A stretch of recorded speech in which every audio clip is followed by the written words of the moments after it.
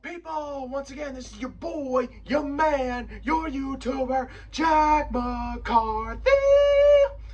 And I'm coming at you with the first reaction video of 2021. This is 2 scary true New Year's Eve stories to end 2020.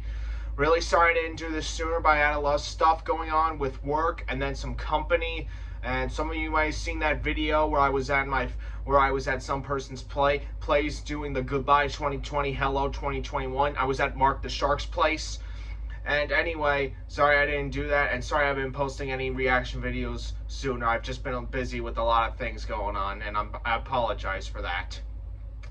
And anyway, this is the first reaction video of 2021. This is 2 scary true New Year's Eve stories to end 2020 by Mr. Nightmare. Looking forward to seeing that. Before I begin, make sure you click that subscribe button and the little bell so you never, ever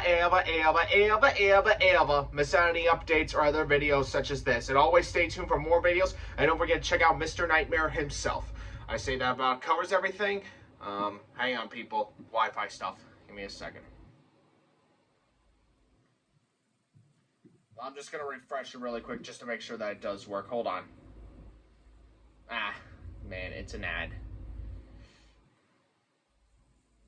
Here we go. Sorry, people, just some... Share more joy this holiday. Alright, here we go. Here's the video. Let the reaction begin.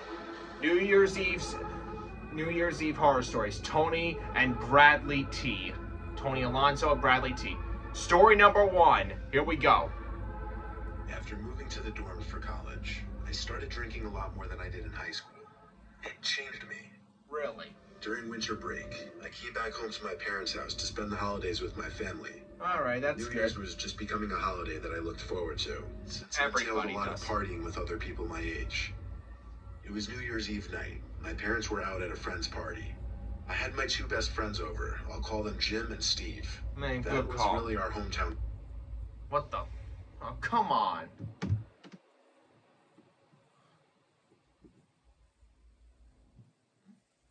And I'm just going to refresh it really quick and then continue where I left off, okay? There we go. Got it.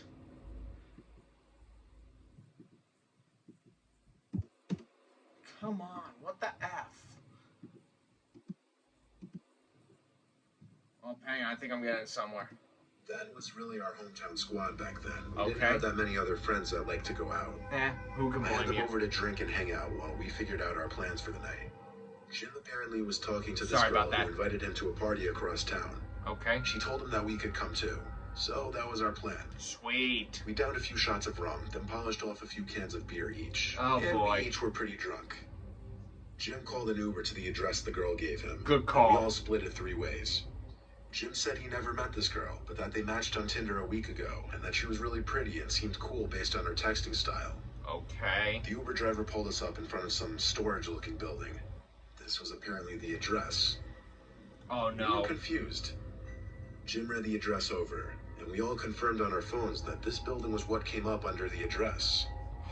Before allowing the Uber driver to leave, Jim confirmed with the girl he was talking to that it was in fact this building and not a house. Oh, jeez. Almost instantly, she texted back confirming this. So we all got out from the Uber, and then he slowly disappeared down the street. Bad We idea. made jokes about not really wanting to go in and calling the Uber to come back, but ultimately we ended up just going in. Oh, jeez. Bad We looked for an idea. entryway, and it seemed there was a small door left open with a big guy standing by it. We approached him and asked if this was the party. He nodded his head and pointed in the doorway without saying a word. It was Okay. sketchy. We walked into this very dark, narrow hallway, following a lone ceiling light hanging at the end of the hall. We were getting closer to the sound of the loud, rumbling music. Okay. We got to the end of the hall and found the opening to, I guess, what was supposed to be the party floor. It wasn't nearly as big on the inside as the outside. It was very dark, the only lighting being from a couple cheap-looking strobe light machines. Okay. There wasn't a huge crowd, maybe 20 to 30 people sprawled out throughout the area. No Alright. one was really dancing either. Everyone was kind of standing in their own little circles. A lot of people were just sitting in chairs by themselves, kind of eyeing us down. Yeah, just The an weirdest ad. and most off-putting thing of all, though, we didn't see any females. The music was very loud and hard to talk over. Huh. So we moved to a corner further from the speakers and the crowds. Yeah. I yelled at Jim to call that girl and ask her where she is. She texted back saying she's in the back section, just beyond the double doors. She told us to meet her there. Alright. This didn't sound right, and I told Jim that. No, He it said doesn't. we just take a peek back there and leave if she's not there.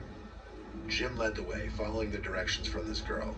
We went through these 2 doors held open by door stoppers into this dimly lit narrow hall with a bunch of doors.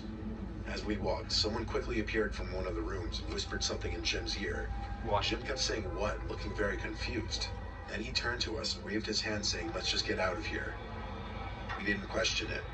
As we walked back through that little main dance hall, I could tell we were getting looked at again. Some big guy at one of the doors tried stopping us for whatever reason. We just walked through him back down the hall we came through. Good call. We noticed he was following us, and finally Jim yelled "run" and started sprinting down the hall. That's when I knew shit was real. We followed, and the guy behind us yelled at the top of his lungs, "Yo, stop them!" Probably to the guy standing at the entry door. He didn't really make an effort to stop us though when we ran back out the front door. We ran out of the little parking lot into the closest main road, where we called an Uber again. Jim explained that the dude in the hall whispered in his ear to get out of there before midnight, as they were going to trap everyone in there. Jim didn't ask any more questions. He basically just told us to haul ass out. This led us to believe that girl he was talking to didn't exist. It Nope. was just some kind of trap to lure unsuspecting victims into whatever was about to go down in that building that night. Yep. We made an anonymous police report that something was going down in there that night, and that it should be investigated and shut down. We spent midnight on that New Year's sitting in my living room by ourselves. We never found out what transpired in that warehouse. Thank God they got out of there in time. Who knows what would have happened if they didn't get out. Ah, jeez. One of those days, right? Come on. Come on. Enough with the loading. Come on. Here we go. Story 2. It was New Year's Eve of 2016. My girlfriend and I were hosting a party in my condo. I invited about 30 people and said they could bring whoever they want, as long as they were respectful of my place. As we were setting things up for the party, we kept losing things and then finding them back at the same place a few minutes later, like the TV remote, her bag, or just anything we seemed to need at the moment. Huh. We thought we were just imagining it, but it kept happening over and over. We figured it was the two of us just accidentally moving stuff without the other knowing. Probably. Our guests started pouring in around 9 to 10. That's when we told everyone to arrive. Since my friends would be bringing friends, I positioned some of my surveillance cameras in rooms with valuables, such as the living room and the bedrooms. By the time everyone was over, things were still kind of disappearing. Like at one point, I wanted to show my friends my new pair of shoes my girlfriend got me for Christmas, and I couldn't find them. And even more, my window was left open in my bedroom. Albeit it was a party, and I had to assume my girlfriend or some of the guests had to do with some of the stuff. But it started getting weird.